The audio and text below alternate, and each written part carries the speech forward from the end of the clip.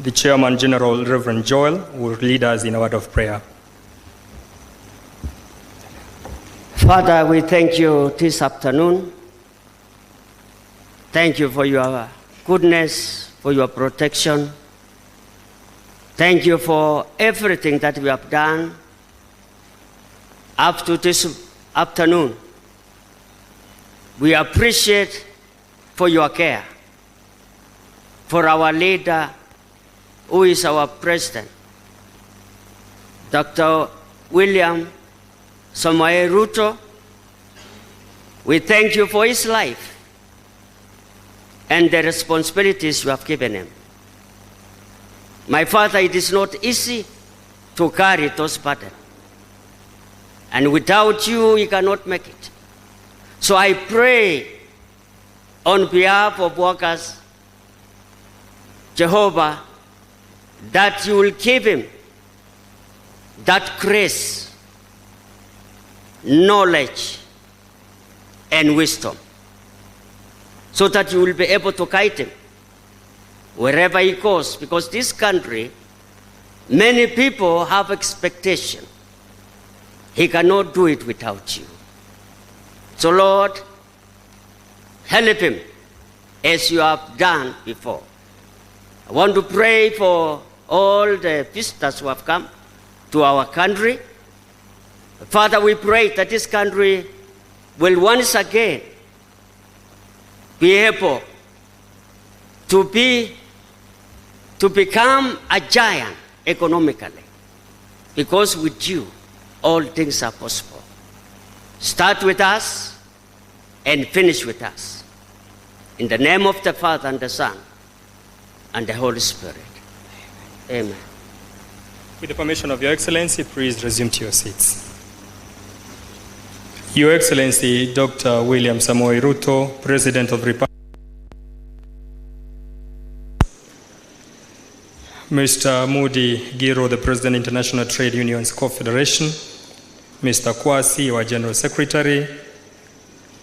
We also wish to appreciate virtually the Prime Minister for Barbados, Her Excellency Mia Amor Motley, the Director General International Labour Organization, Mr. Gilbert, our own General Secretary, Brother Francis Atwoli, the Cabinet Secretary, distinguished ladies and gentlemen.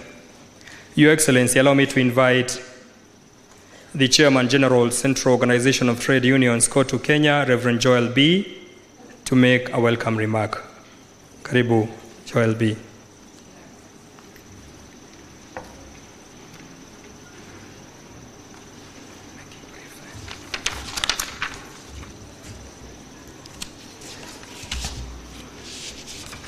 Your Excellency, Dr.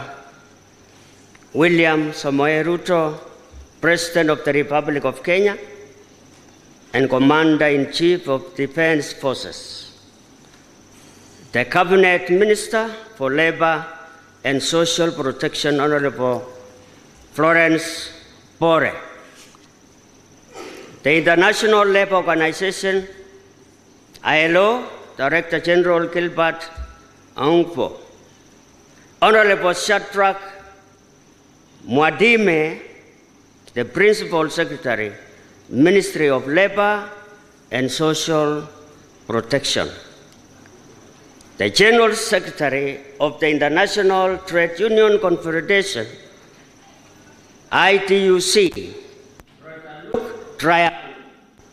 invite guests and brothers and sisters. Your Excellency, we are honored to have you here, and mine is going to be very brief. So let's take this opportunity to welcome all the delegates and invited guests. Kenya begin this 5th Congress of ITCU Africa. As Kenyan workers, we are honored to have in our midst this afternoon the President Kenya, Samoei Ruto, whose presence had significant weight and value to the proceedings. Thank you, our President, for coming. And I'm going to clap. That's not a clap must be properly, just like that. Your Excellency, you came in Hilo, you honored us, you came in Labor Day, you gave us that privilege. We must thank you more sincerely. And I know, because I miss Porter from home. From 1997, he was our member of parliament. He became deputy president. And once, one touch, he became a president. It is not easy. And I want you to clap for that.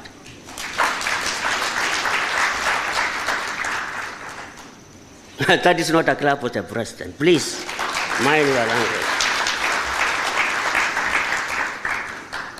At the same time, I wish to extend a warm welcome to the Director General of International Labour Organization, ILO, and other distinguished dignitaries who have come today.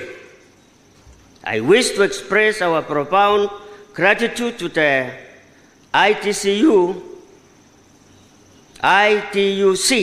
Africa for choosing Kenya as the venue for this Congress. Karibuni, Kenya, and welcome to Kenya. May God bless you, all of you. Thank you. Thank you. Thank you so much, General Chair, Reverend Joel. Your Excellency, with your permission, sir, allow me to invite Mr. Mudi Giru, the President, International Trade Union, Confederation, to make his remarks. Welcome, sir. Let's appreciate him as he joins me on stage.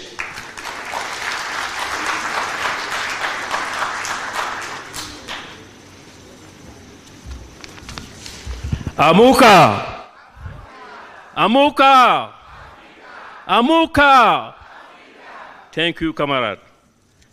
Excellence, Monsieur le Président de la République, Monsieur William Ruto, Président de la République du Kenya,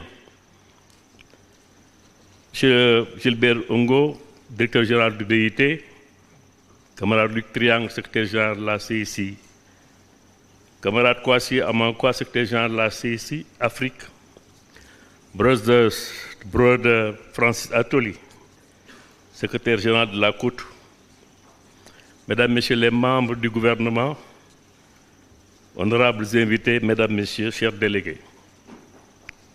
Nous voici encore réunis pour la 5e fois pour les besoins du Congrès de la Confédération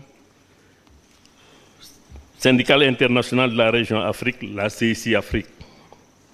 Dans ce beau pays de valeureux hommes et de femmes, comme Jomo Kenyatta, Wangari Maathai et tant d'autres, mais on peut aussi citer notre ami frère Francis Atoli et tant d'autres qui ont fait la fierté du continent africain. Je voudrais rendre grâce à Dieu, le Tout-Puissant, pour nous avoir donné la force et la santé d'être là pour participer à cette grande rencontre des travailleurs et des travailleuses africains et de m'adresser à vous en ma qualité de président de notre organisation régionale. Je m'incline pieusement devant la mémoire de tous les braves compagnons, hommes et femmes, qui nous ont quittés au cours de ce mandat et renouvelés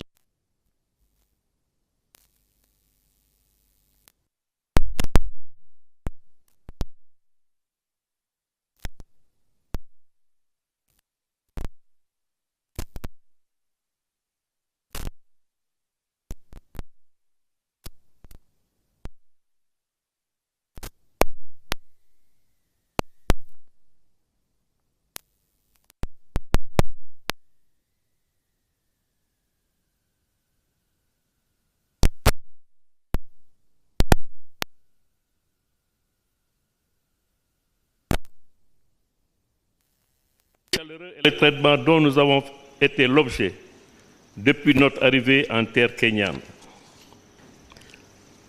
À mes camarades secrétaires généraux des organisations syndicales membres, je ne trouve pas les mots pour vous remercier et vous exprimer ma profonde gratitude pour la confiance que vous m'avez maintes fois renouvelée comme président de notre organisation africaine. J'associe à ces remerciements mon camarade et frère, Kwasi Amankwa, secrétaire général de la CIC Afrique, pour tout le travail qu'il a abattu et les énormes sacrifices qu'il a consentis pour porter la voix des travailleurs et des travailleurs africains partout dans le monde.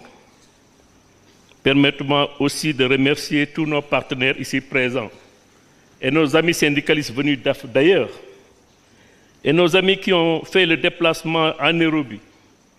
Une mention spéciale au directeur général du BT, M. Gilbert Ongo, et l'ensemble de son staff, ainsi qu'à Luc Triangle, secrétaire général de la CIC. Excellences, Monsieur le Président de la République, chers camarades, Mesdames, Messieurs, chers délégués, de 2006 à 2023, voilà 17 ans que notre organisation régionale, la CIC Afrique, gouvernement des travailleuses et des travailleurs africains, s'emploie à rendre les conditions de vie et de travail meilleures dans notre continent.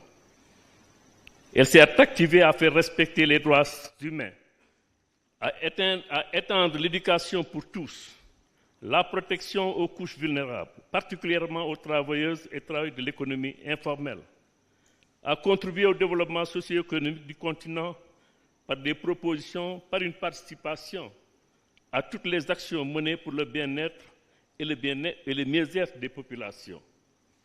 Elle a joué également son rôle dans les politiques d'intégration, de changement climatique, de bonne gouvernance, de mise en place de services sociaux de base, performants et accessibles à toutes les couches sociales.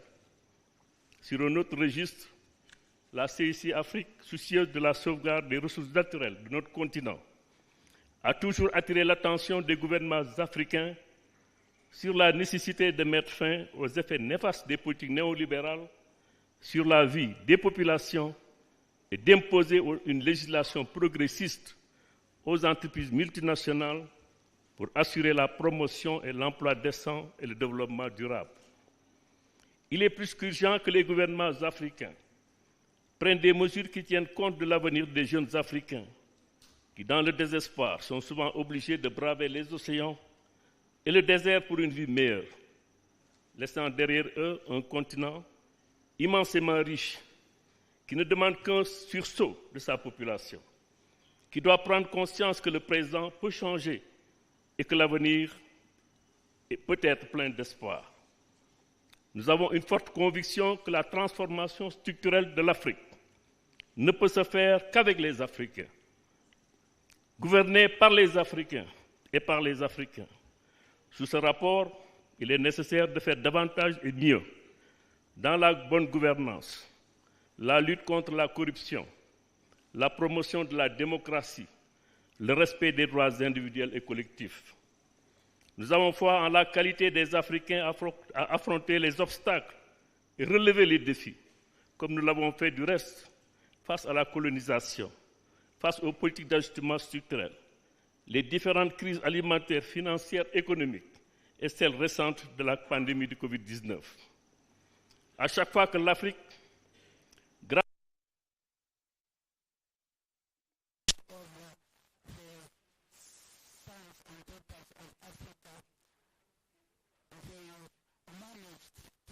absorb all the shocks on Africans. For example, the pandemic killed a lot of people, but our continent was resilient and had better results.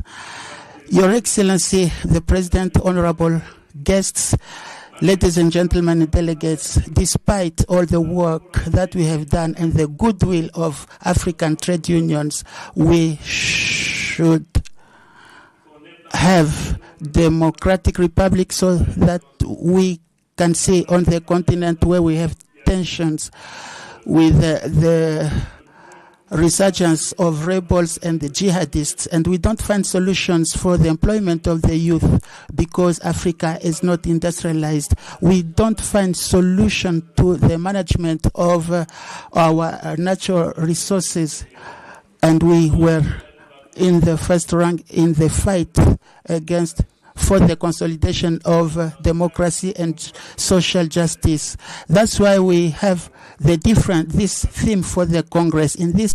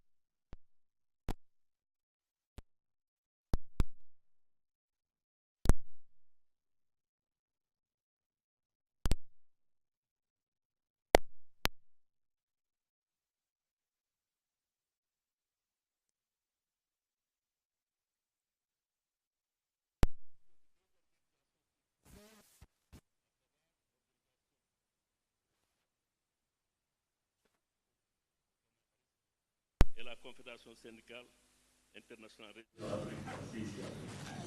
Nous devons rapidement Asesi Africa réaliser ce dossier aux travailleurs et aux travailleuses. și continuu Peuples africains, le monde est en para que de grands ensembles économiques. trabalhadores africanos possam organizar-se Notre responsabilité en tant para que possamos tomar posições políticas, geoestratégicas e responsabilidade como organizações de to continue. For representativity at the African Union and international organizations, we should also accompany the economic free trade area, which is considered as an area of trade for economies and Africa's for stimulation and economic growth and also job creation. And this will be beneficial to the populations through intra-regional trade. The Fifth Congress will also be, dear comrades, the opportunity to reflect on the theme that we have in the resolutions in order to come up with the solutions to the problems of Africa and the world. Once more, I would like to thank His Excellency the President and his government and the people of Kenya and Comrade Francis Atwoli for everything that was made so that we can have this meeting.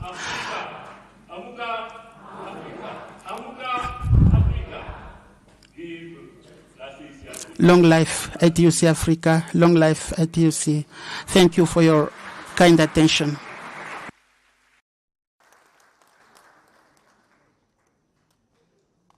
you so much, Mr. Mudikiro. Your Excellency, sir, allow me to invite Mr. Luke Triangle, the General Secretary of ATUC, to make his brief remarks. Welcome, GSC.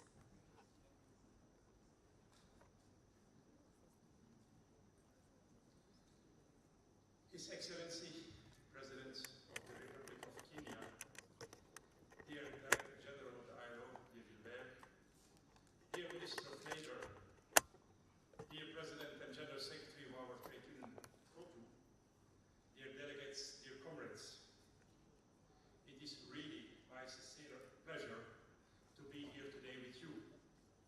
And it's also for many of you the first time that I can meet you in person after so many meetings in the last months and year online.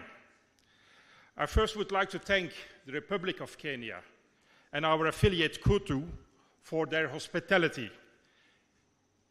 And I do that also on behalf of all the foreign delegates that are here, and which are also very pleased to be here. We also thank you for the organization of this important conference. Bringing all African trade unionists together is an important event for this continent. And let me start by presenting to all the trade unionists in this room, and we are all trade unionists, to present you a win. The right to strike, which has been blocked for more than 10 years, delayed, where there was a refusal to dialogue with us as workers, the ILO governing body earlier this month has decided to refer this case, as we asked as workers, to the International Court of Justice. This is a win, because it is fundamental that the right to strike is seen as an integral part of the ILO Convention 87 on the freedom of association. There is no freedom of association without the right to strike. The right to strike is fundamental, and it has brought us where we are today. Nothing has been decided yet on this, because it's in the hands of the International Court of Justice. But let's cross our fingers that the International Court will confirm our view.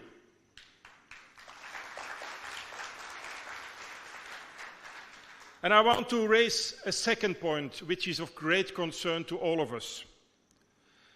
The basis for a fair and equal society is under threat. And that basis is called democracy. Recent reports confirm that democracy is on decline. We see everywhere in the world, also on this continent, a rise of extremism and some politicians that want to divide societies by putting people up against each other. Democracy is where we as trade unions stand for. Respect for human rights, equality, freedom of real free elections, right for minorities, and much more. All core values for us. Today, these values are under attack.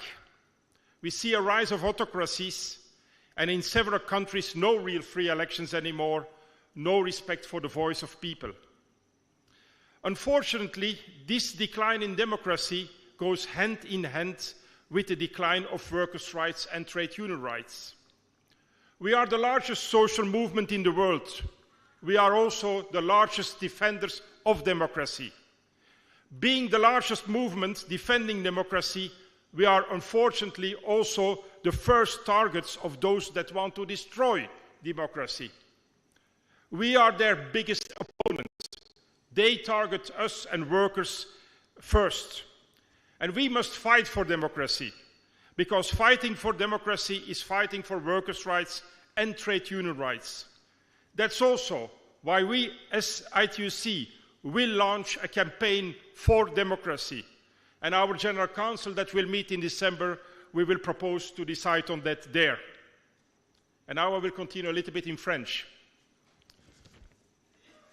Troisième, Amuka Africa. Deux mots qui en disent long sur le terrain.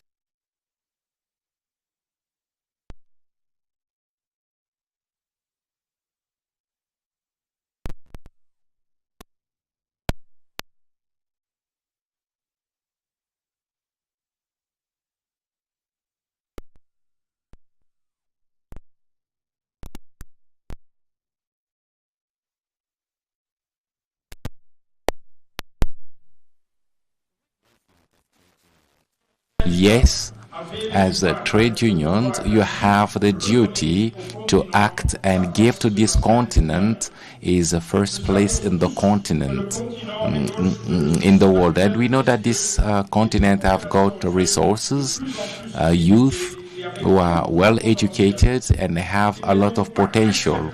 So this is not it is not acceptable that half of the population lie in poverty and most countries receive few in terms of revenues. Wake up, Africa. Amka, Africa. Yes, it is time for Africa to take up the challenge, as it is well said in the declaration of this Congress. This is a fight and partnership, and this is necessary, and we should be fighting together at the same level of to make sure that the social justice will be there, because Africa needs to receive what it deserves based on its contribution to the world. As a trade movement, we have to get into a crusade against inequality, and we have to fight for the creation of decent employment, decent jobs, and the respect of human rights, and the right of trade union to improve the work and fight against the informal work, so that they could be using the pretext not to regulate the right to work. In order to succeed, we have to act using other levers that have bad impact, negative impact, to allow a better distribution of resources.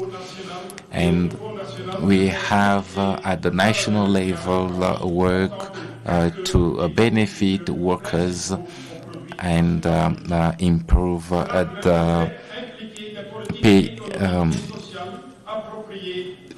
the GDP. And we have to influence development and be able to monitor all the activities and make sure that the dividend will not only go in the pocket of the rich, but go into the pockets of the population and create decent jobs, better jobs that will target the most vulnerable people.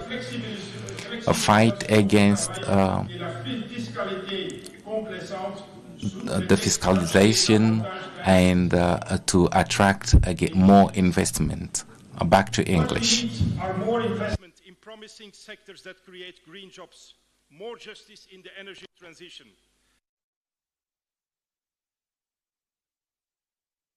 Creating jobs elsewhere is a reality that can and should not return on this continent. On the eve of COP28 in Dubai, the greening of jobs and economy is more than sensitive in the context of the continent's commitment to its intensive industrialization and the modernization of the agricultural sector.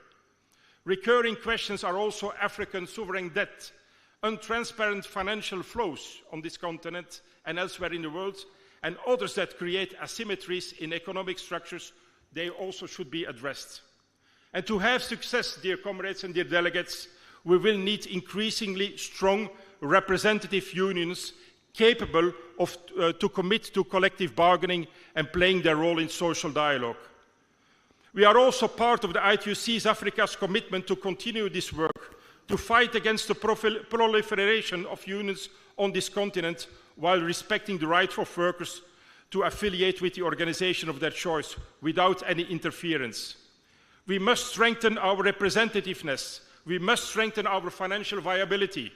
We must organize every worker, also young people, also people that have no job, women, disabled people, migrants, without any distinction of race, ethnicity, religious and ideological beliefs, sexual orientations, and others. If we do that, we will be stronger.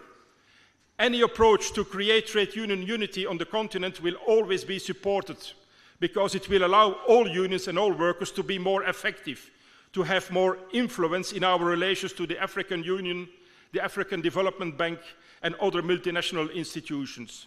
It will make us stronger to the UN 2030 agenda and its SDGs. It will make us stronger in our work in the ILO, the organization that has a very important place in our work and in our hearts. Gilbert, you have the support of all of us in your daily work. Congress members and distinguished guests, thank you for the invitation, the good organization, and the excellent quality of the welcome from the host country, Kenya. All that remains for me to do is to wish you and us together a good, peaceful Congress and fruitful debates. I have your continent in my heart. Let's work together for a strong I2C Africa and a strong I2C worldwide. Africa, asante sana. Thank you.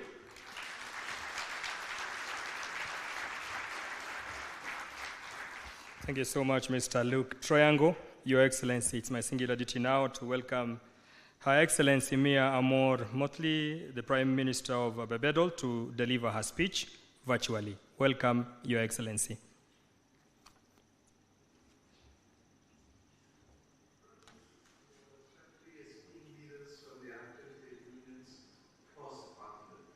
I greet you at a moment today when the world is at best at a significant inflection point, and at worst at a major crossroad. Recently, I've taken to saying that we're living in the age of superlatives, and you've just seen it as they have. The news channels and social media timelines are filled with them, the hottest ever, the highest ever, the lowest ever, the strongest ever. Their story headlines reel off a litany of superlatives connected to truly worrying statistics that speak to catastrophic rises in atmospheric and ocean temperature, restrictions in natural habitats and animal species, and increases in the prevalence of poverty and inequality, and unprecedented levels of national debt and hospitality for too many of our people. When I combine this with the war and the social unrest across the world, I must admit that sometimes it is challenging even for an eternal optimist such as myself to see a silver light. Yet, despite the challenges and causes of deep concern, there is one superlative that fills me with the most optimism about our planet's future, and that is the young race. Africa, the cradle of civilization, is now home to most of the world's young people. So much has, can, and must be said about the debilitating impact and legacy of unjust and exploitative colonial rule. And truthfully, so much can and must be said about self-imposed burdens across our own continent and regions as it relates to conflict of our very own people. We have and always can do better, but now is not the time for that conversation, which must take place at some point, and indeed for the accompanying solutions that are required by us. But today I want to address you not just as a head of government, but as a believer in the capacity and undeniable spirit of resilience that defines the journey of the African on the continent and in the diaspora. I address you today as a believer in African people, inventors, creators, makers of all things, leaders, builders, nurturers, all of these things that have made a defining difference, but above all else, as workers. My friends, Africa is young and rising, but you know that. And it is my fundamental belief that the entire planet will surely benefit from what is about to happen in Africa over the next few decades. In order for Africa, however, to truly rise and to uplift the lives of its people and do it so positively among to impact the world across all continents, as I believe it has the potential to do, there must be an urgent and strategic focus placed on converting Africa's age dividend, its demographic dividend, into the fuel for economic expansion and growth that we need it to be. With over 12 million young Africans entering the labour market each and every year, policies and systems need to be built to see the training and empowerment and creation of new high-quality job opportunities for its young workers. And this is why Africa and the world needs you, my brothers and sisters, as trade unionists, to bridge the gap between African policymakers and the private sector. In our own country, the tripartite arrangement between labour and the private sector has made a definable difference to the quality and character of our development. When others told me that we could not impose a minimum wage in the middle of a COVID-19 pandemic, we said absolutely not. We are not going to agree with you. Because at the very time that our workers need protection is when we must step up to give it to them.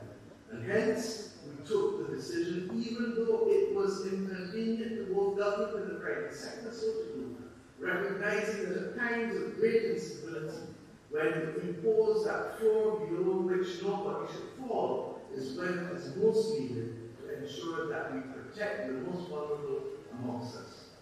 To convert Africa's population wealth into socio-economic wealth, Africa also needs industrial growth on scale.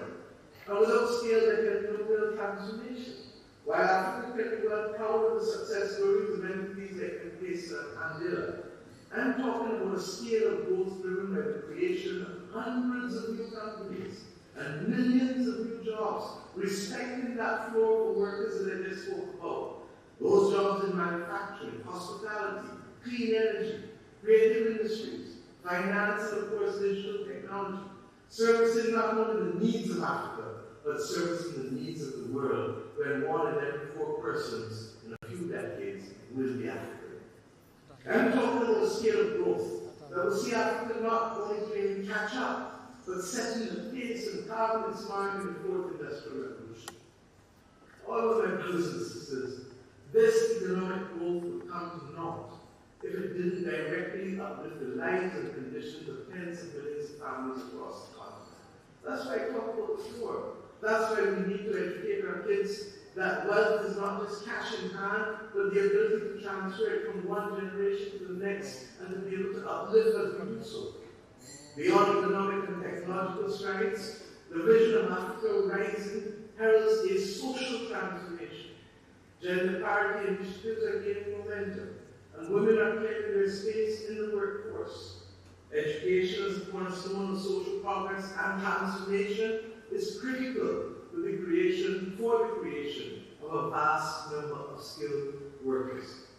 As leaders of labor unions, your commitment to education and training and skills development is absolutely paramount in ensuring that our workers and their children are not just participants, but drivers of this global economy. As leaders of labor unions, you're not just witnesses, but you are the architects, or as we would say in our anthem, the firm craftsmen of your faith. You are the architects of this movement, steering your workforce towards a future of shared prosperity. And by extension, if you do so with your members, it must inevitably have an impact on the condition of workers across the globe, even outside Africa.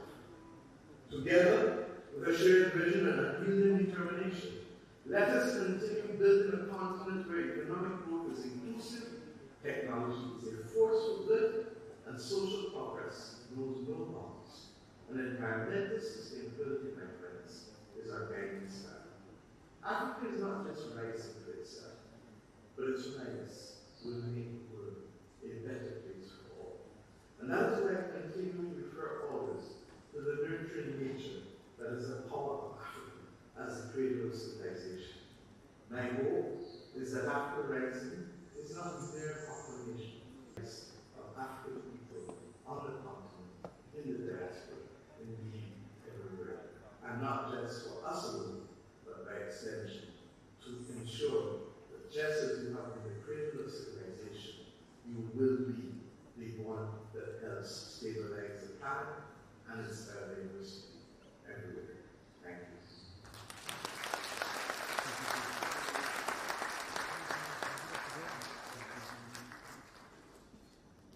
We thank Her Excellency Mia Motley, Prime Minister of Barbados, for joining us virtually. Your Excellency, allow me now to invite Director General International League Organization ILO, Mr. Gilbert Okaku, to come and address us. Welcome, sir.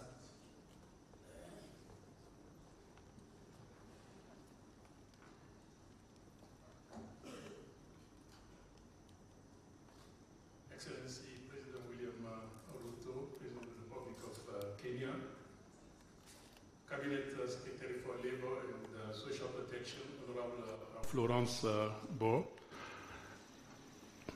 Prime Minister of Barbados, that we just heard, Her Excellency Motley. Let me also recognize the President of ITUC Africa General Secretary Kwasi Aduamankwa. Let me also recognize the Secretary General of Kotu Kenya, Francis Atuoli. Dear colleagues, I see and I recognize so many of you from other regions, from the Americas to to Asia and to Europe. I'm tempted to say welcome to Africa, but let me start by sincerely express my deepest gratitude to President Ruto, to the government and the people of Kenya, not only with us today, but also with us in June during the International Labour Conference. Dear delegate, since this is the first time that I have the opportunity as Director General of being with all of you from the continent, let me thank you sincerely from the bottom of my heart for the decisive role that the African Trade Union movement has played in my election as Director General of the ILO.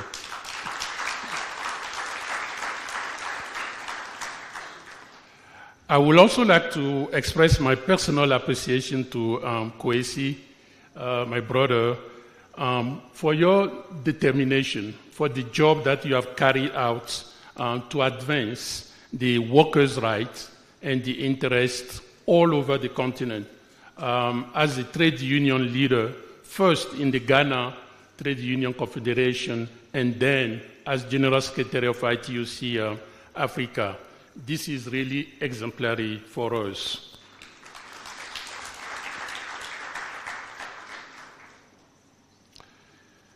Dear colleagues, the theme of your Congress, Amka Africa, Wake Up Africa, echoes the common desire of organized labor and the ILO to address the many contemporary challenges facing African labor market. And these include climate change, these include globalization, these include technological development, demographic shift, and also geopolitical tensions fueled by conflict and unfortunately by wars. Our common mandate to ensure lasting peace and decent work for all has never been more relevant than today in the face of chronic manifestation of unemployment and development which weigh disproportionately on African youth and African women in particular. Combating poor working conditions, combating poverty, combating inequality, and increasing informalization remain key priorities. We also need to eradicate the scourge of child labor from the continent. Right now, 41% of children in Africa between the age of 5 and 14 are involved in economic activities. And this got to stop. We owe our children a better future. Addressing these difficult challenges requires new perspective and a renewed commitment from African government to engage in social dialogue with our social partners. And talking about our social partners, I would like to recognize Jackie Mungo. I didn't see you, so I didn't recognize you at the beginning. Thank you for being with us. It also calls for increased integration of economies. The ILO therefore commits to ensuring that the African Continental Free Trade Agreement becomes the driving force for socio-economic transformation and increased opportunity for decent work. Looking at your Congress draft resolutions, I am encouraged to see several points of convergence with ILO priorities. First, the need to address the plight of African migrant women and men. Too often, they fall victim to human trafficking or die in their quest for better working and living conditions. The ILO supports your call to promote voluntary and right-based governance of migration alongside campaign to end discrimination, racism, and xenophobia. We will thus be stepping up our work to promote fair labor migration that benefits migrant workers as well as countries of origin as well as countries of destination. Dear colleagues, the achievement of social justice calls for the urgent realization of freedom of association and collective bargaining. The recently held ILO governing body approved a strategy for the promotion and implementation of the right to collective bargaining. And this, together with a greater focus on freedom of association, will allow the ILO to step up its effort for the effective realization of these two enabling rights.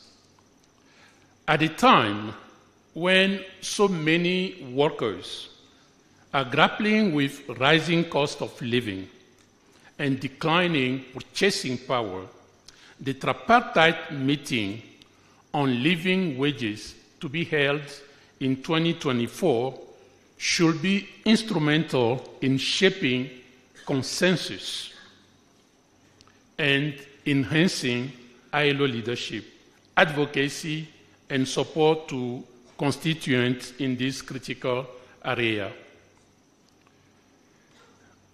The extension of social protection is another common priority in the fight against poverty and the fight against inequalities. The ILO will therefore leverage the momentum created by the Global Accelerator on Jobs and Social Protection for Just Transitions to build and finance social protection systems. Dear colleagues, I would like to welcome the importance you attach to the promotion of a safe and healthy working environment as a new fundamental right. The governing body adopted a global strategy to promote the ratification and the implementation of the two new core conventions. In our continent, 22 countries have ratified Convention 155, and 16 have ratified Convention 187. I really count on your support to help us increase the ratification and implementation rates of these instruments. The urgency of promoting gender equality and addressing violence and harassment in the world of work is another priority that I share. To date, we have reached 36 ratifications of Convention 190, including 25% from African countries. These efforts, I trust, will continue. Last but not least, you call for improving the regulation of digitalization, and that call is timely. The ILO has placed for the 2025 conference agenda a standard-setting double discussion on decent work in the platform economy. This aims to develop a legal framework for a just digital transition with decent work at its core. Dear colleagues, the governing body recently endorsed the establishment of a global coalition for social justice.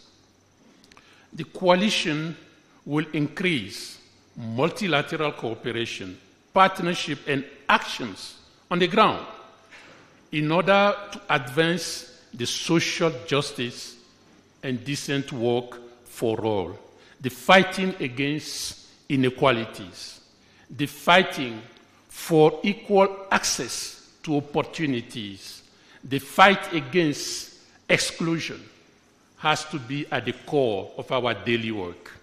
The coalition's work is also a contribution for the UN Social Summit in 2025 and the post-2030 Global Development Framework, the Social Summit that we all hope will be endorsed or decided by the resolution of the UN General Assembly by the end of the year or so. And the role of unions in shaping the global coalition is essential. So I really look forward in working closely with you all so to accelerate progress towards social justice and together shape a new social contract. Indeed, we need a new social contract in this world. In closing, let me commend again the President of ITUC Africa, Modi Giro, and his General Secretary, Kwesi, alongside the team for a sterling contribution to the union movement. To the new leaders who will be elected, let me assure you of my commitment to work with you in our common struggle for a better world, in our common struggle for social justice. I thank you.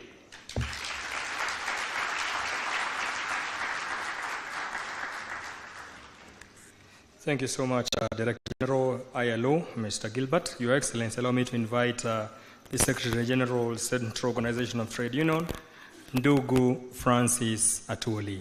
Let's welcome Brother Francis Atwoli. Thank you very much, my brother. I'll start by recognizing His Excellency the President, William Samoei Ruto, President of the Republic of Kenya, and Commander-in-Chief of the Defense Forces in our country. Her Excellency the Prime Minister of Barbados, Honorable Mia Motley, whom we have just listened to virtually. Our Cabinet Secretary for Labor and Social Protection, Sister Florence Bore, the International Labour Organization, Director General, Brother Gilbert Hogbo, the Director of the International Labour Organization, ACTRAF, Sister Maria Elena, Sister Jacqueline Mugo, who is with us here, Executive Director of the Federation of Kenya Employers, Brother Fred Redmond, Secretary Treasurer of the American Federation, or FLCIO in brief, short, the General Secretary of the International Trade Union Confederation, Brother Luke Triangle, and the President of the International Trade Union Confederation African Region, Brother Modi Giro. My own brother that we have worked together, Brother Kwesi Adua-Mankwa, the General Secretary of our organization on this continent, ITUC. My brother, the General Secretary of the Organization of the African Trade Unions Unity, Brother Rizik Masood. And also let me take this opportunity to welcome and recognize the managing trustee of our National Social Security Fund that had been built by workers over the years, Brother Koros, the immediate former president of our International Trade Union Confederation globally, Brother Ayuba Waba from Nigeria, the two immediate former coordinators of the PANAF program, Brothers Peter Jensen and Gianno Olata. These are the two guys that developed labor movement on this country by providing education to shop-level leaders, branch secretaries, and those associated with labor movement on our continent. Invited guests, delegates, brothers and sisters, I will try to be very brief so that I don't tire my president, whose schedule is so busy, and he has found time to come out of it to be with us. First and foremost, let me thank you, Your Excellency the President, for our Republic, for finding time out of your busy schedule to be with us this afternoon, and particularly for always creating time for the working people of our country whenever we call upon you. I remember vividly, Mr. President, that on the 14th February this year, when our organizations, that is the Central Organization of Trade Unions Executive Board, and affiliate general secretaries called on you at State House in Nairobi, you made 4 promises, but I will mention only 3, because the 4th one we are still negotiating. That you committed to fulfill. First, when we invited you to join us during the 1st May International Labor Day celebrations as our worker number 1 to Uhuru Gardens, to attend and preside over the celebrations during that wonderful day of our year calendar, we saw you in person.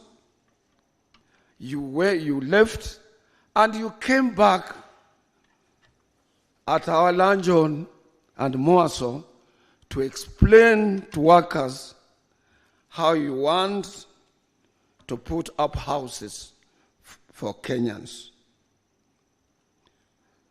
Secondly, we requested you kindly to allow us to ask the Director General of the International Labour Organization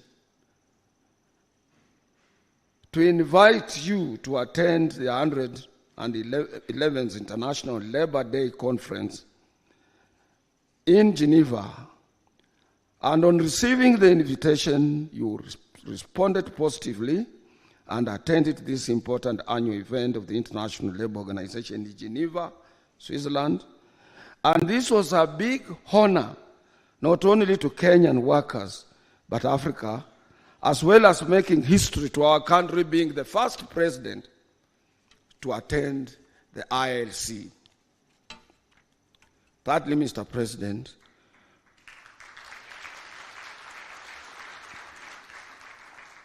was our request for you to come and grace today's International Trade Union Confederation African Region 5th Congress. You also agreed and kept your word, and here you are, Your Excellency. What else do I say? We thank you for keeping your word, Your Excellency. We are aware, we have been in public life, Your Excellency. Very few political leaders who are committed to the ideals of keeping up their words, and you are one of them who keep their, whatever you say, you make sure you are up to it. Let me also take this opportunity, Mr. President, on behalf of Kenyan Trade Union Movement, to humbly welcome all delegates and guests to this important 5th African ITUC Congress in our country, Kenya, and I hope and trust that you will feel, my brothers and sisters, you will all feel comfort while here in this capital of our country, Nairobi. At the same time, let me take this opportunity to thank the government of His Excellency, the President, William Samoei Ruto, whom we are with here, to have waived any payment on visas. All of you, none of you paid any penny on a visa. And if there is any, here he is, you will be refunded your money. And let me tell you, it is his policy, and he has preached it to us, so that he can be able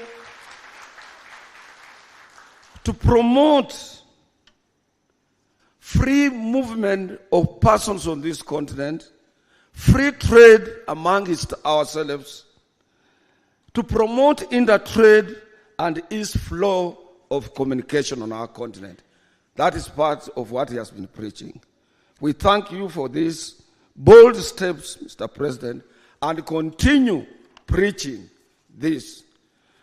For example, we in the East African community, we don't require somebody visiting Uganda and he has a visa from Uganda or Tanzania or Rwanda or Burundi or Somalia now to come to Kenya and is being asked for another visa.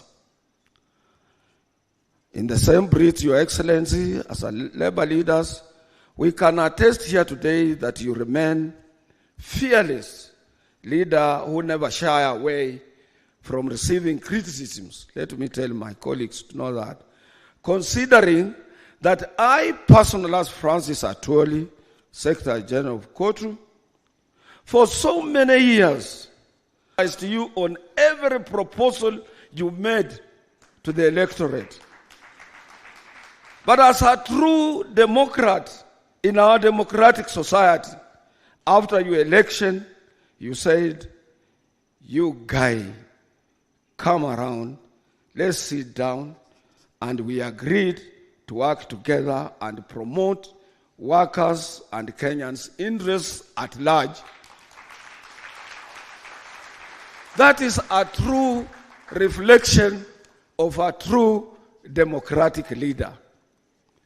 When my colleagues all over the world, they were worried that, oh, maybe this will have to be what happens maybe elsewhere, you changed the narrative, it became positive, and you moved closer to us more than any other organization. And we thank you for that. And I think that is a very good example for the young generation and those who aspire to be leaders for the purposes of creating a united nation, a nation that cares about other leaders and respects the views of them or whatever time from those who are opposed to them.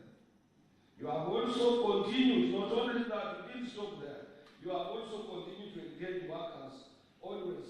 You have given us audience to which we remain grateful as we equally continue championing for the aspirations of working men and women in our country.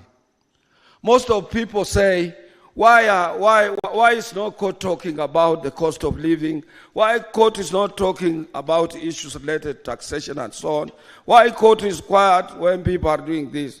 But I can assure you, and here the president is, I have time and again engaged the president. He has given us his side of his story, and we have given him our side of story, and we have given ourselves time bound that we expect things to change. I remember when I took over our organization, there were a lot of problems. That is the Central Organization of Trade Unions. It could not afford a ticket even of one guest or a delegate or whatever. But I can assure you, President, that our organization is one of the powerful organizations on the continent of Africa. And as you see us here, for my brothers and my sisters, we have hosted them as Central Organization of Trade Unions. And this is it shows maturity and more committed leadership to an organization that is able to host brothers and sisters in magnitude numbers as those that you can witness here. This is what also some of our colleagues stand for, like Nigerian Labour Congress, Ghana TUs, and so many other trade unions on the continent do. It's not only COTU, but we also emulate our brothers from elsewhere, including Senegal, where Brother Mudi Giro comes from. Your Excellency, you extended us this honor by appointing me recently as a member of the Health Insurance Authority to be part of the teams that is spearheading social health reforms in our country. And your government is putting in place some mechanism to make sure that we have a working workers and Kenyans health insurance for all. Let me tell you something, Your Excellency. You might think that is small. We do appreciate. It has been to my dream. And I want to tell those, I wish those who are in my age bracket, and say from 40 years or 35 years now, up to where I am, if you close that door there, and you ask your police officers to carry out inspection in our pockets and in our handbags and extend it to our rooms or our cars, you will be required to have cartons and cartons to fill the tablets of the medicines, capsules, and what type of medicines that these people work with. We live on tablets, we live on medicines, and we need to have a working health insurance authority. And that is why I support that. I will be there. If anything goes wrong, Your Excellency, I will raise an alarm because that is the area of our concern. And even those who are below 35, Your Excellency, for your information, they also require blue tablets. And they need to be, after they get problems with the blue tablets, they require sound health medical insurance authority. Brothers and sisters, COTU Kenya is honored to host the 5th Congress of the International Trade Union Confederation, Africa, under the theme, Amuka Africa. I want to thank ITC. Amuka Africa. Amuka Africa. To have translated that awake into our national official language of Kiswahili, that let Africa wake up. And that has been your policy, Mr. President. Wherever you have gone, you have highly talked about Amuka Africa, on global financing, on global unity, on global participation in international fora, and in everything that you thought Africa should take a center stage. You have always talked without fear of contradiction, and we support you for that. However, as I have always said, Africa is awake, and as workers, we must always unite, for we have nothing to lose but our chains.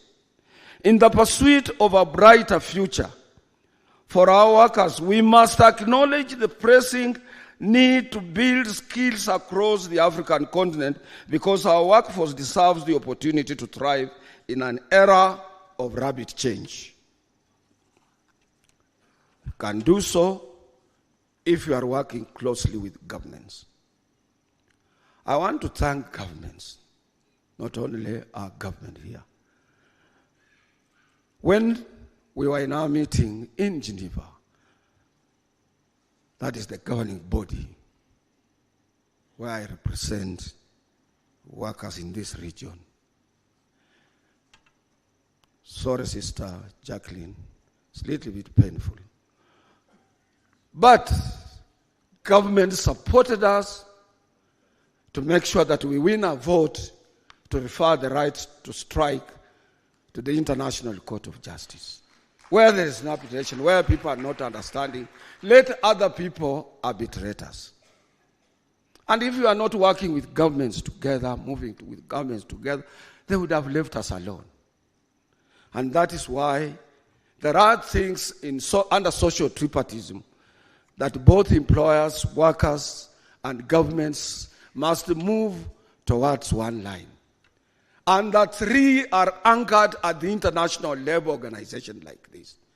That is why, after our elections and our party lost to his party, to the party of the president, I told my colleagues, I go back to where I belong.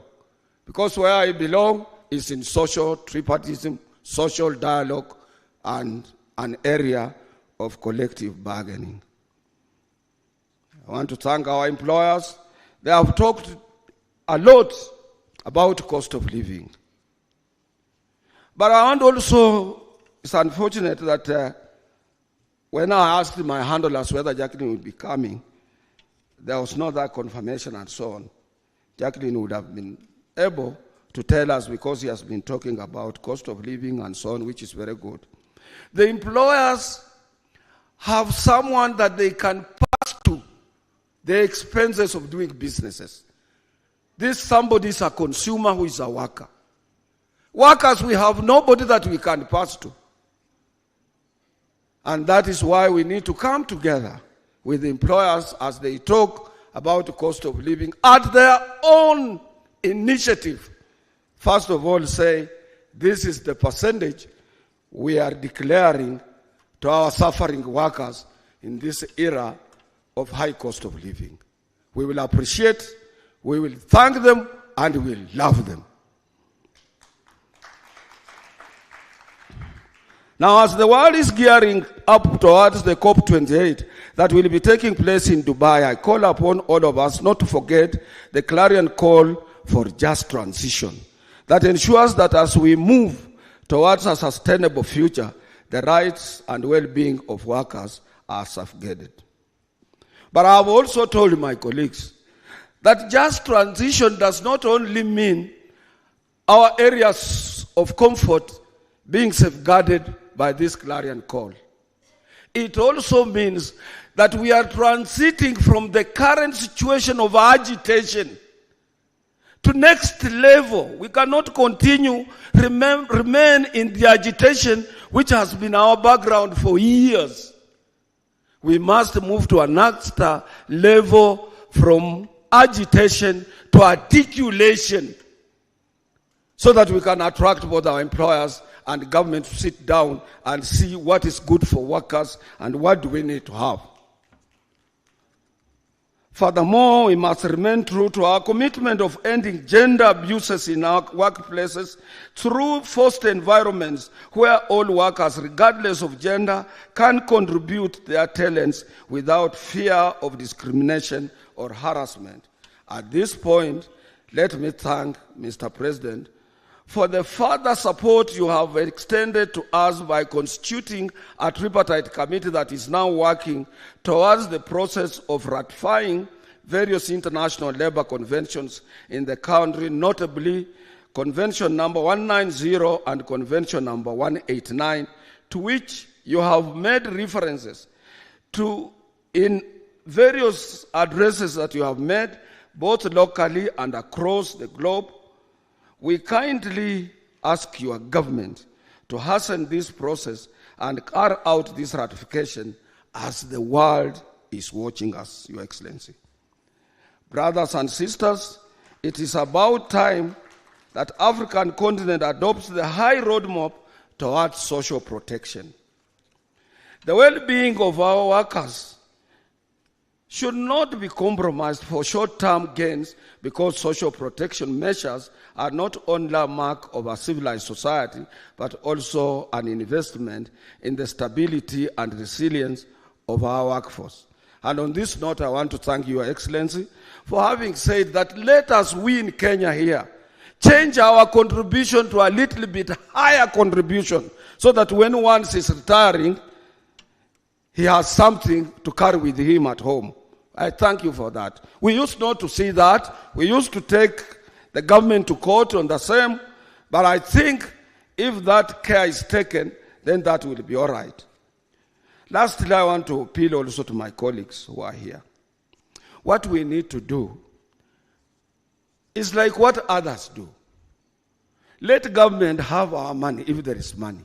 But let us also carry out audit on that so that we can complain. Sometimes we make complaints and we don't audit. And when we don't audit, whom do you claim? Brothers and sisters, let me, as I wind up, remind us that in this age of rapid digitization, unions must evolve and fight to remain relevant by inventing new approaches towards membership drive that is so sophisticated and organized for our member sustainability. I want to declare to our brothers here in Kenya and those who are from elsewhere in Africa that I've had a short meeting with the Director General of the International Labour Organization. One of the flags I raised was towards this issue of digitization and digital economy and so on. We need, as leaders, to go to the drawing board and understand it well, and we require a lot of support from the International Labour Organization. I'm happy that the Director General has itemized it as an item of agenda to be seriously discussed at the International Labour Conference. Brothers and sisters, let me end by reminding us that our struggles and triumphs are interconnected across borders. As such, solidarity is our strength, and by uniting with workers worldwide, we amplify our collective voice for justice and fairness. This Congress, therefore, is a pivotal moment for us to reflect on our shared aspirations and renew our total commitment to the cause of workers. We have nothing to lose, but freeing ourselves, and together we shall forge our path towards a more equitable and prosperous future of workers across our continent. Finally, Your Excellency, let me take this opportunity to humbly thank the team behind the success of this Congress. As issues related to security and what have you, Your Excellency, you delivered a very senior Chief of Staff from your office, Joshua Nanok, to be with us. The Minister of Labor gave us Sister Helena Pio, and Dr. William Kiprono from the Minister of Labor, Dr. Emo Mwanga from Kenya Revenue Authority, and our guests have not complained on any issue of paying taxes on whatever they were carrying. And also Sister Susan Wanjira from Kenya Airports Authority, Brother Kimanzi Mutuk from Directorate of Immigration, to make sure that nobody is harassed at the airport or something like that. And also the Nairobi Regional Commissioner's Office and the officer in charge of police. So our brothers and sisters from outside who are here, they are safe because of the officers you gave us. Lastly, I want to thank my own deputy because they are organizing this workshop when I'm in the GB in Geneva.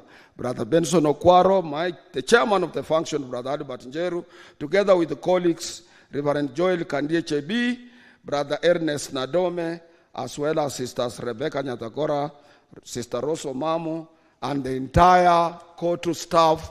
And I want you to continue doing that good job until we will see our brothers and sisters off. And the medical center must be around, Brother Barasa. We must make sure that whoever becomes sick is attended to immediately. I want to thank you, and I want to thank you, President, once again for finding time to be with us. I know there are a lot of important factions that you skipped because of us. And may God bless you! Asante sana ndugu Francis Atoli, waziri, karibu.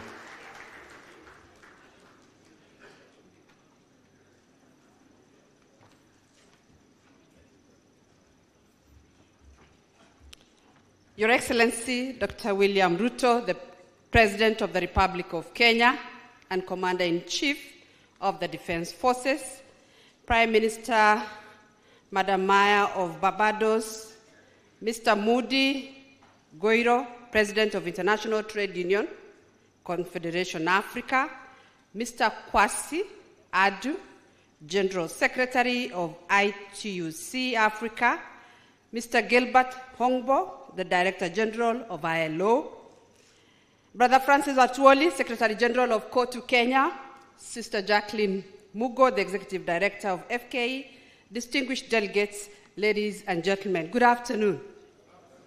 It is my distinct pleasure to welcome you all to this auspicious occasion of the 5th Congress of the International Trade Union Confederation Africa.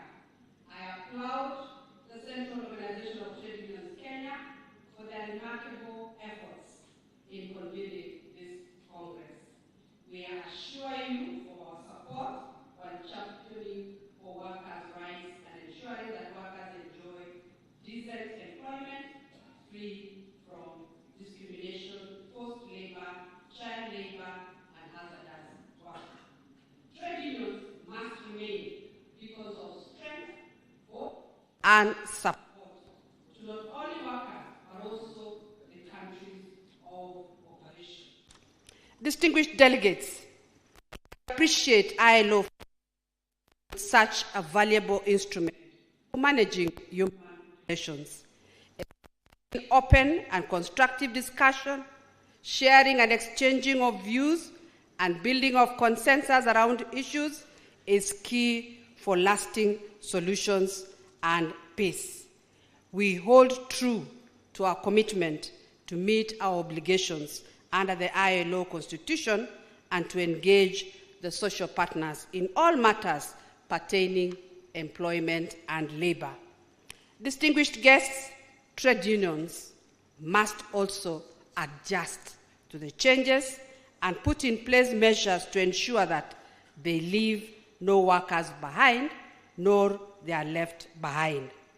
The recruitment strategies and organization of yesteryears may not be instrumental any longer. I urge all the trade unions and delegates here to devise innovative ways and support governments in making this call a reality. It is time to act decisively, and we must all stand up and advance the Director General's call for social justice for all, and which resonates with the ITUC call, Amka Africa.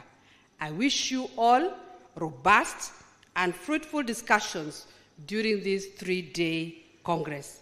It is now my singular honor and privilege to welcome His Excellency, the President, Dr. William Ruto, the President of the Republic of Kenya and the Commander-in-Chief of the Defense Forces, to make his speech. Karibu sana, Your Excellency. Please stand up and clap for His Excellency. All welcome to Nairobi, and you are all welcome to Kenya.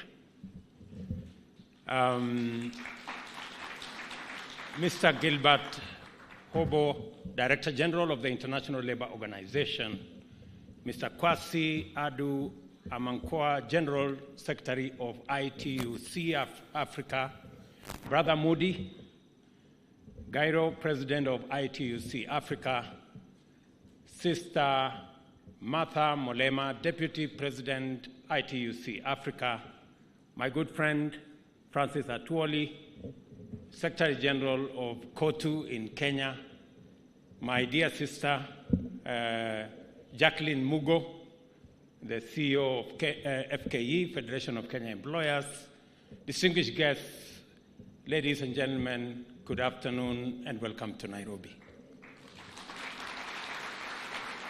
I know the Chairman General, Reverend Jabi, has harassed you quite a bit, that you must clap this way, you must do this way. It is true, we are village mates, and he is not very objective when he deals with me. He's biased, so forgive him.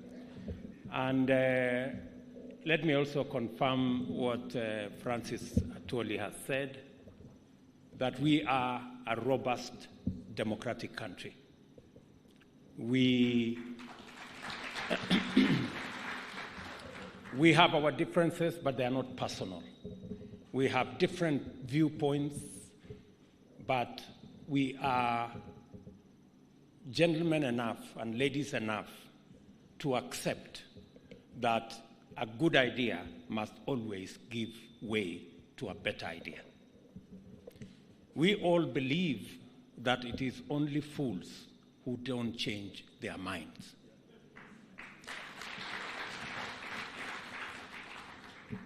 And that is why I am delighted to join you at this 5th Congress of the International Trade Union Confederation in Africa, and deeply honored to have this opportunity to address this very auspicious gathering. Before I proceed, I take this opportunity to welcome you all to our country, Kenya, and to our capital city of Nairobi. We are very hospitable people who take our moral and cultural duty of welcoming our visitors very, very seriously. Besides, this country hosts archaeological sites that have been acclaimed globally as the cradle of humankind. So every visitor who comes to Kenya from everywhere, Europe, America, Asia, the rest of this continent, when they come to Kenya, they are coming home. So welcome home. And this is why we have been championing the elimination of national boundaries as barriers to integration and greater engagement between people, enterprises, and advocating for open skies throughout Africa and implementing a visa-free policy to make our brothers and sisters throughout the world to feel at home here in Kenya. Additionally, Kenya is a delightful tourist attraction in every aspect. Even this city has its own share of magical experiences, including a very close canopy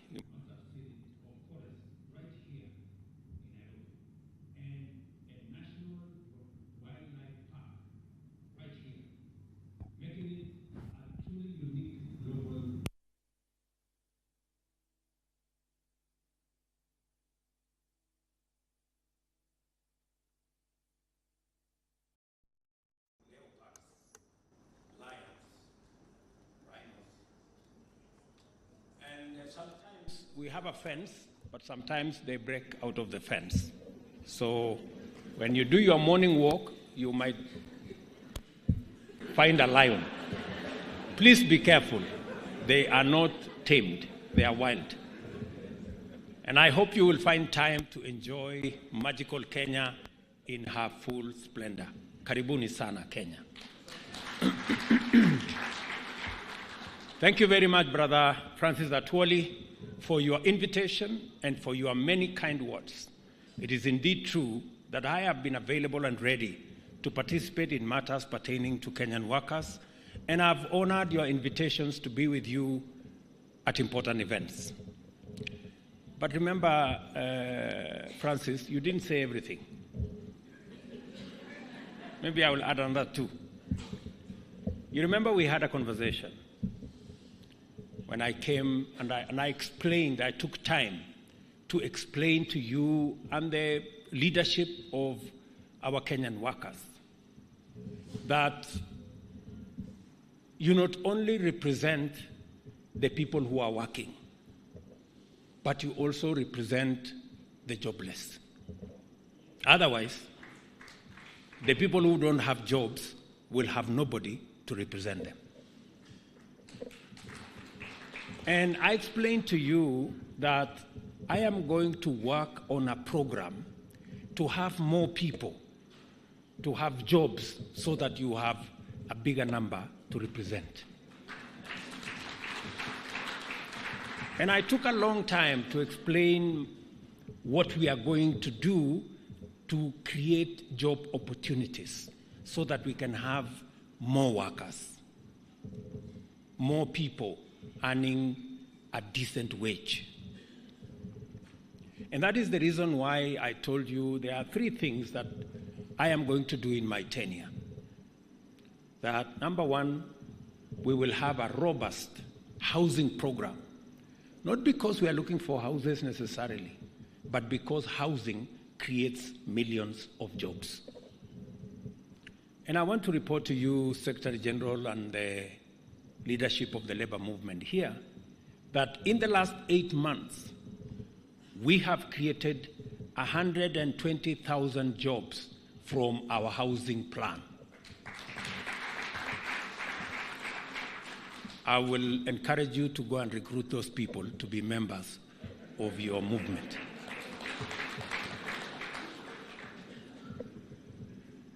Number two, we're also going to create more jobs around the digital space, the technology space.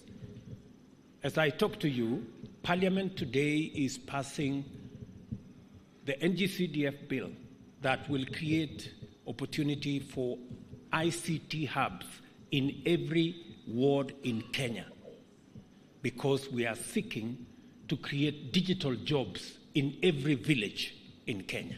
Again, so that we can have more members of this movement. And number three, I was having a conversation with the Director General, and he was explaining to me how he found a conversation in Berlin about Kenya's engagement with the German government on bilateral labor agreement that will facilitate more Kenyans to work in Germany as we work on our bilateral labor agreements, so that we can make the labor or migrant workers not a problem but a solution. So again, we are working in that space to increase the number of people, whether they are working locally, whether they are working in foreign, and whether they are working in remote locations. The whole concept is to create more workers, so that because Kenya is a country of workers. So that commitment I have made, and as I told you, I have kept that commitment. We now have 120,000, and my plan is that by 2027, you will have 500,000 people working. That is the plan.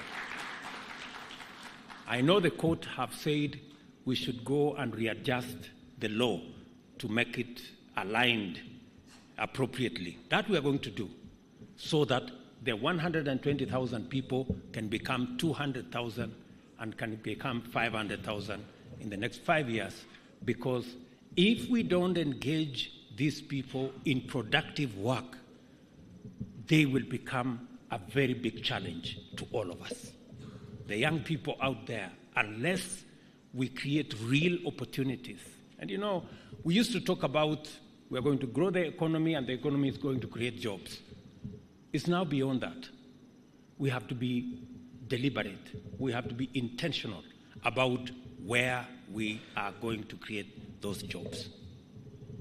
Number two, you remember we had a conversation and you guys told me about old age poverty. And you gave me very stark and serious statistics. You told me how Kenya is not doing well. About, I think we are number 90 something. Uko karibu na mwisho. Yeah? And I promise you that we are going to work together. And I must also commend Francis Atwoli, that even though we were on different sides of the political divide, but when there was time to put the country ahead of personal interest, he did that. Because we were in court, and I must commend also Jacqueline, we were in court, all of us, arguing about should we continue paying 200 shillings as our contribution to our social, our NSSF. And it wasn't make sense. It wasn't making sense. So finally, we've all agreed that we need a percentage of our salary. The good news, my good brother Atwoli and the COTU movement and my good sister Jacqueline, is that today we have increased by about 450% our contribution to Social Security. In fact, we are going to double the money that we are saving at NSSF in the next 4.5 years. We will have doubled the money we have collected for 60 years. We are going to double it in just 4.5 years. That is how transformative things become when leaders work together. And that is why I believe in tripartism. It works best when employers, when workers, and when governments work together. I was very pleased to meet Luca earlier. Luca Triangle. Sorry, I gave you the other name. And I was fascinated by his name until he came to talk here, and his first point was about people striking. So I started to wonder, has this man come to organize a strike in Nairobi? But Atwoli told me, no, he's just talking about the principle. So I said, okay. But let me say, Luca, you are welcome to Kenya, and your name is very fascinating. The reason for this is that our governing mandate, which is based on the bottom-up economic transformation agenda, identifies the radical enhancement of productivity of labor as the engine for our nation's economic takeoff. The best way to stimulate economic vigor, increase incomes, enhance savings, and promote investment is by focusing on men and women who work. The only way to reduce poverty and inequality is by attending to workers and their well-being.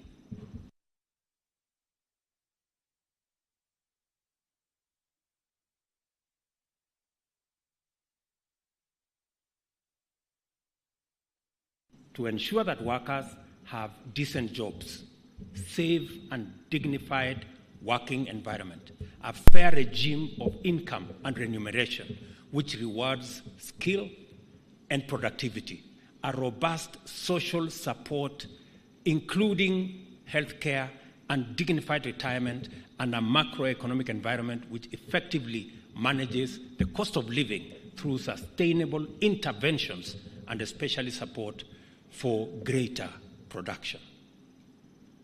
And it is the same, I made a commitment that we are going to enhance our productivity and our production, especially in agriculture.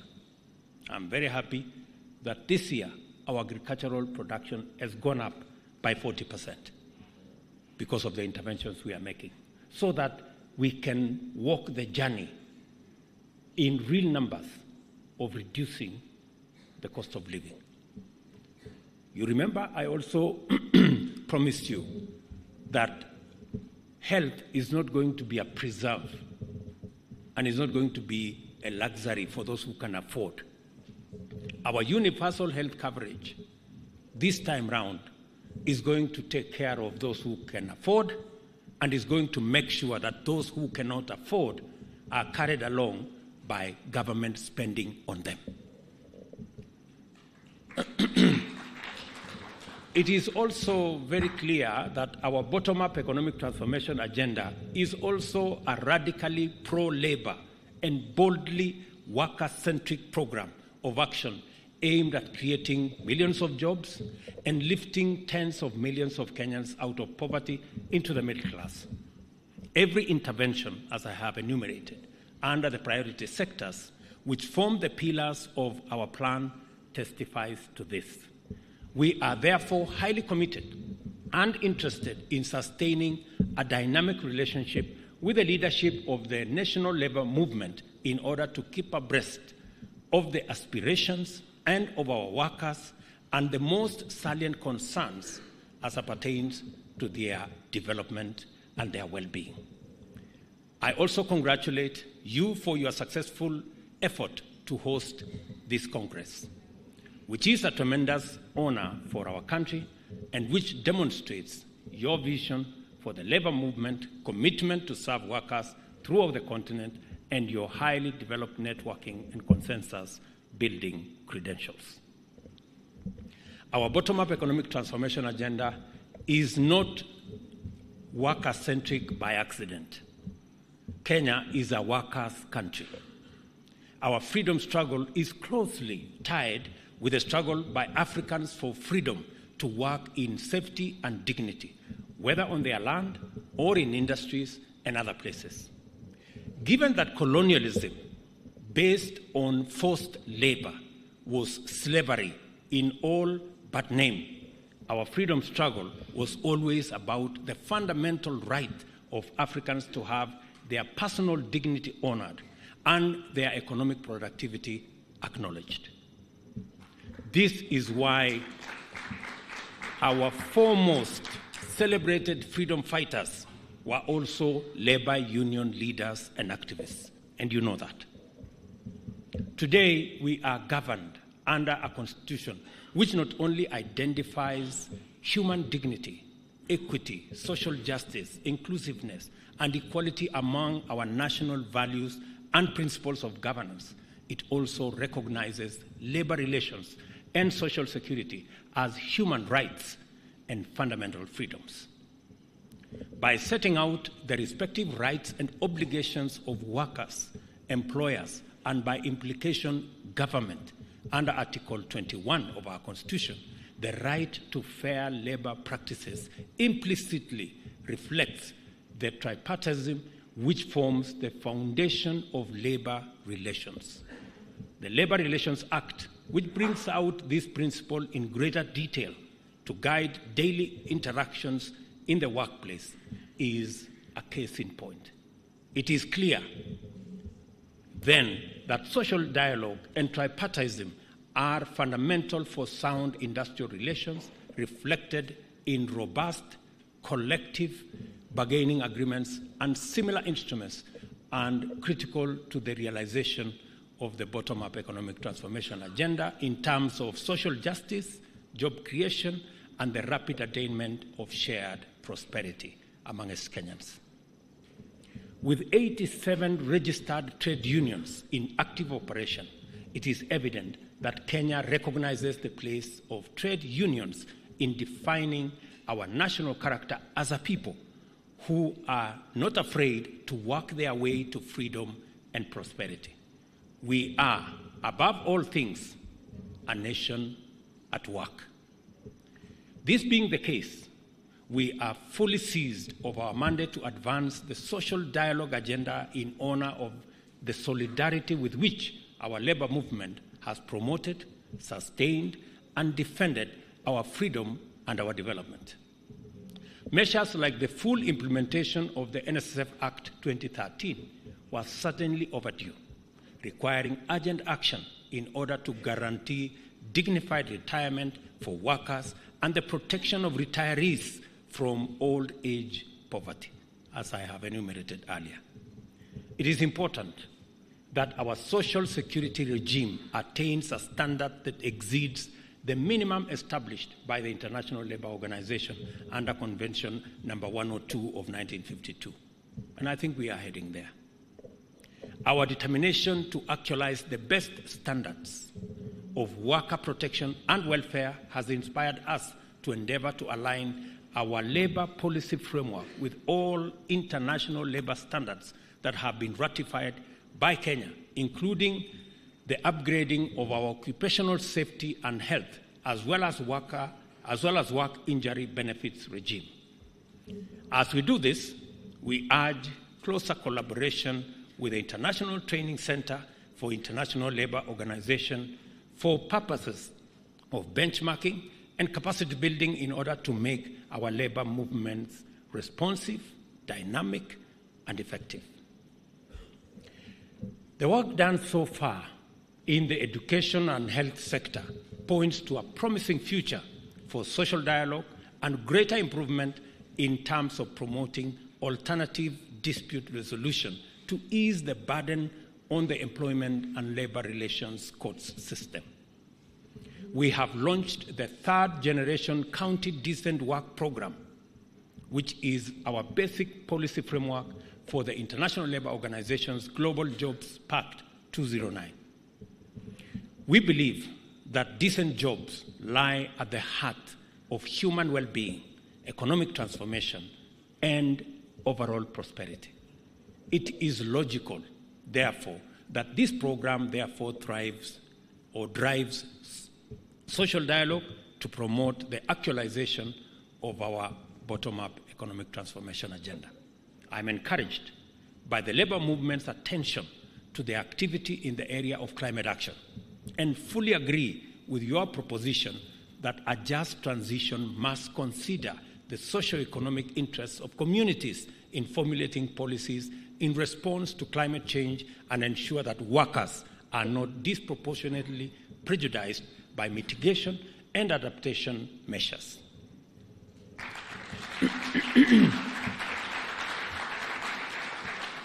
In other words, sustainability and social justice must go together. Otherwise, we will leave other people behind. As a gathering of the Pan-African Trade Union leadership, I am confident that you are also in touch with the seismic movement of the African Continental Free Trade Area, that you are taking a role in making sure that this unprecedented free trade area delivers its promise of a better future for workers, and does so in full. As you do this, emphasize the necessity of free movement throughout our continent and the need to collaborate in transforming Africa under ACFTA into a vast territory of opportunity and to facilitate labor migration to connect knowledge and skills with these opportunities and others everywhere, including abroad. Let me say this. We've been pushing as leaders in this continent that it doesn't make sense for us to erect barriers and create unnecessary roadblocks of movement of people, of movement of goods, ideas, services around our continent. The people who taught us about visas, they themselves have abandoned visas. If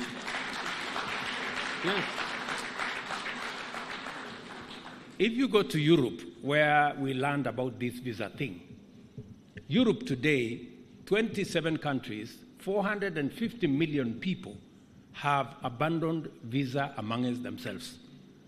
We in Africa are still struggling with visas. You are blocking this guy from coming, you are blocking this trade from coming, you are doing that.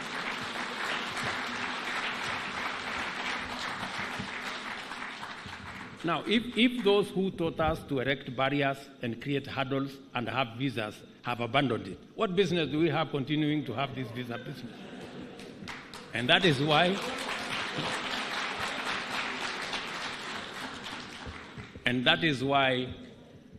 by the end of this year, none of you will require a visa to come to Kenya.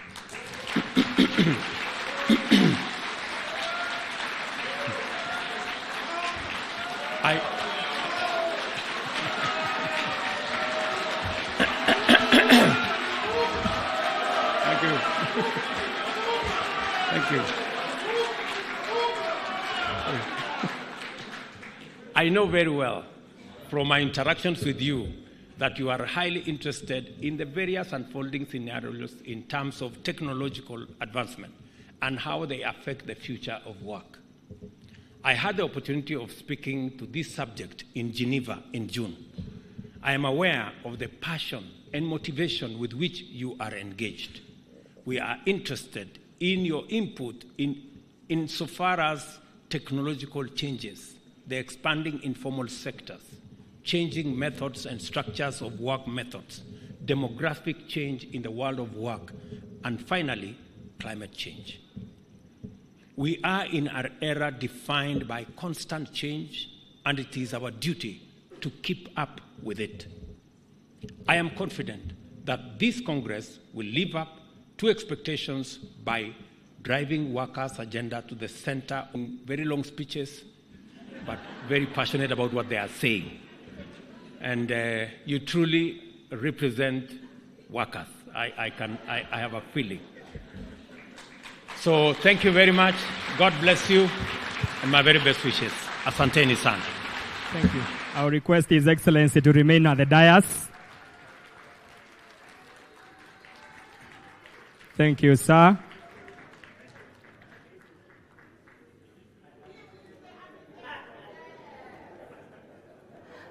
I will invite His Excellency at the dais. Your Excellency, sir, may we be seated kindly. Your Excellency, kindly join me. Waziri,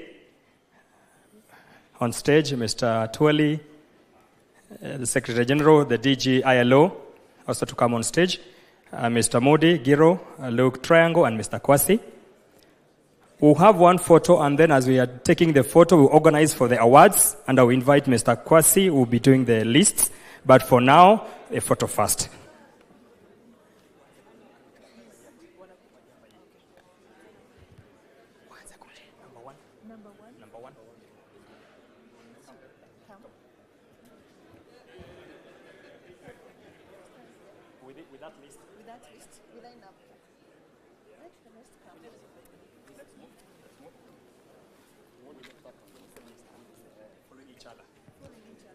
So thank you so much.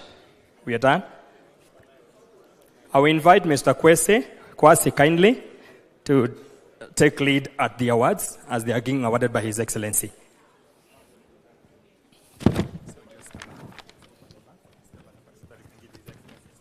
they will come and line up. Yeah, they're coming in. Yeah. These are awards that, Your Excellency, we are giving to trade unionists and other collaborators who have worked with us all these years. Many of them are retirees, but we think it is important to recognize those who have worked for the advance of this movement. The first on our list is Francisco Maria Fernanda Cavaro. Francisca.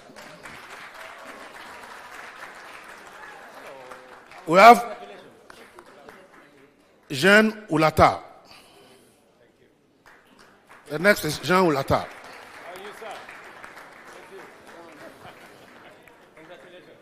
We have Zunon Emmanuel from Benin as the next one.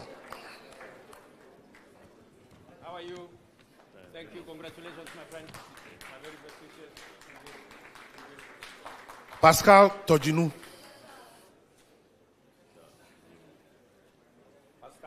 Pascal. Congratulations.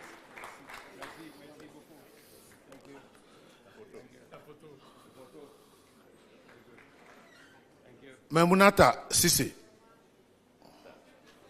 Congratulations, my dear. Memunata. Thank you very much. Kabore Paul Nobila.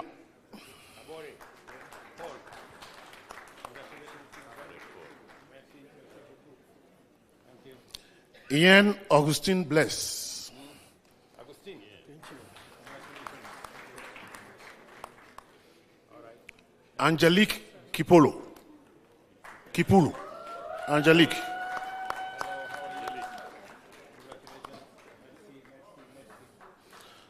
And Hamarazi Kunia.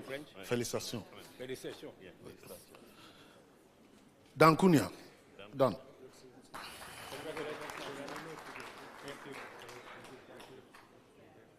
Then we have Sako Mamadou.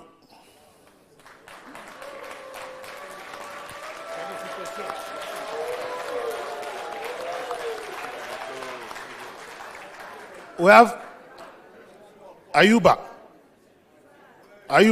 Waba.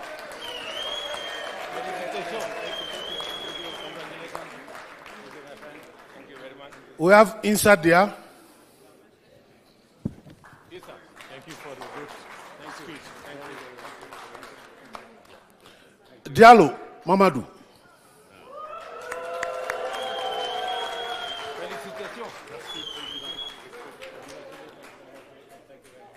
Becky Zakaria Shali.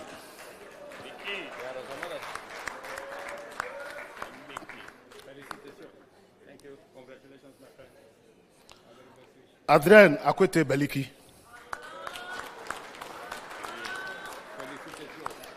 We have Muneko Austin.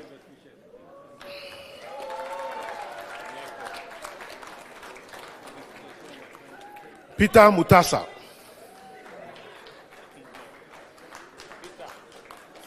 We have Peter Johnson. Peter Johnson. I know I speak correct.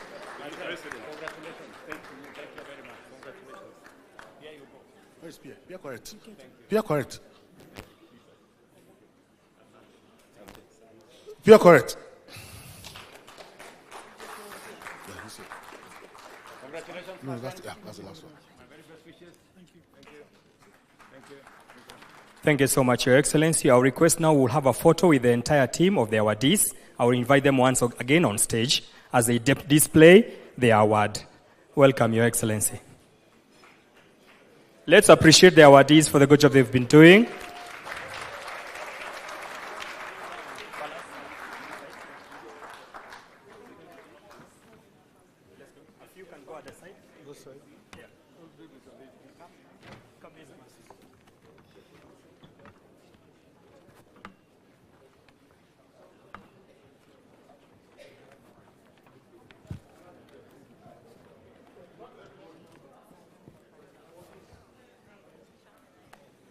Thank you. Let's have that photo.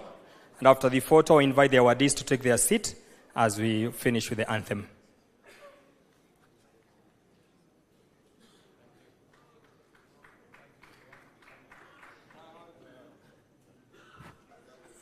A lot of applause for the awardees, ladies and gentlemen. Thank you. Thank you so much. I invite them now to resume to their seats. Awardees, we can resume to our seats. Let's appreciate the awardees, ladies and gentlemen, once again.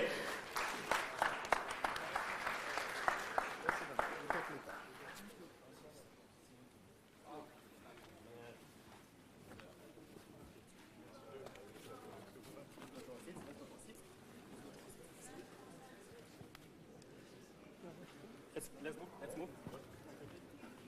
No.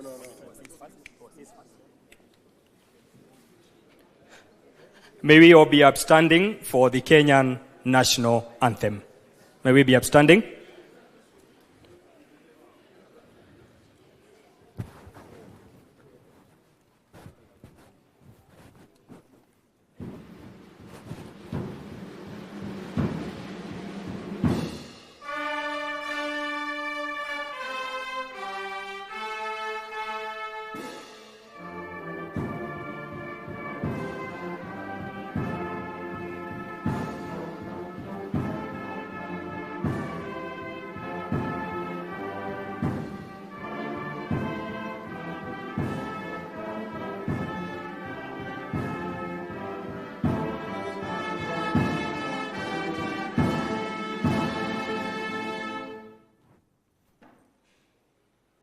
We've come to the end of our program. Thank you so much, Your Excellency. We remain calm as His Excellency takes his leave.